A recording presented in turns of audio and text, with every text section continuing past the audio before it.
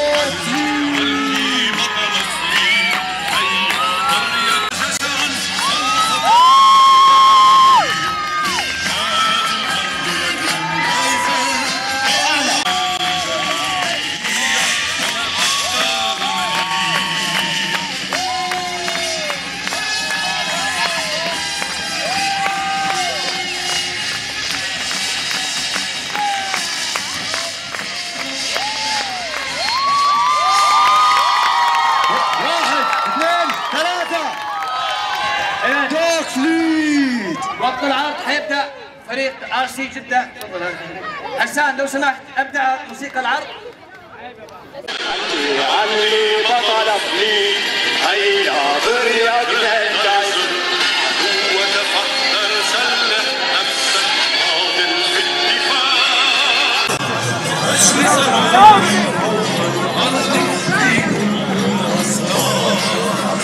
كافح شرا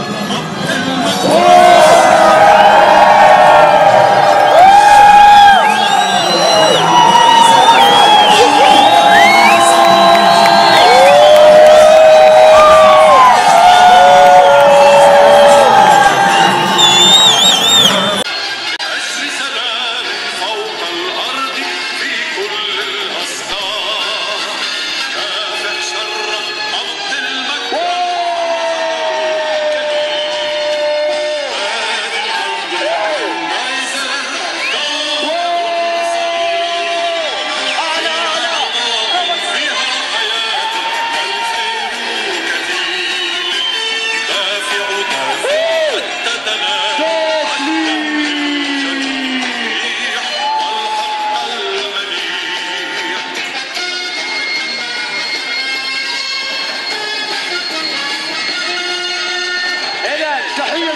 المنافسة احتدمت بالفعل مع هذا العرض.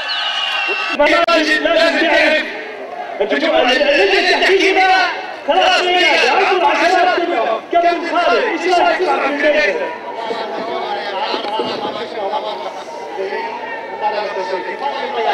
طيب الفنان محمد الزياعي ايش رايك؟ كانت متحمس مرة مع الليل.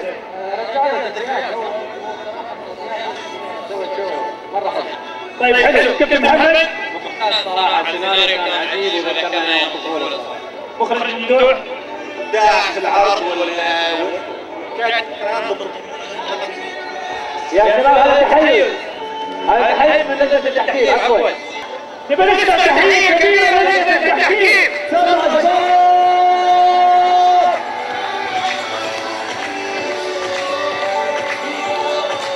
هو فريق RC جدة، فريق الدانون جو.